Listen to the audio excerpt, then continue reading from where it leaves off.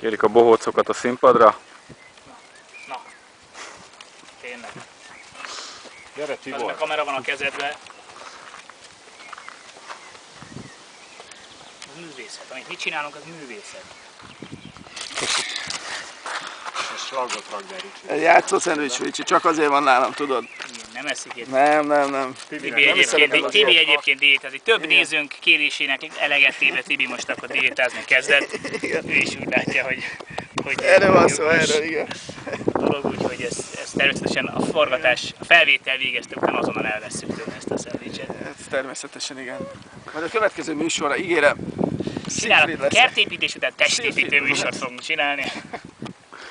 Kicsit egy enyhe váltással. Döbbenetes lesz, amikor a 2 darab fekvőtámasztól ki fog feküdni, tehát körülbelül De utána nyomunk egy jó fehérje turmixot. Igen, egy kis Na, koksz. gyerekek, felvétel, jó? Trágya, egy. Tessék. Természetesen nem csak nekünk, hanem a növényeinknek is szükségük van táplálékra.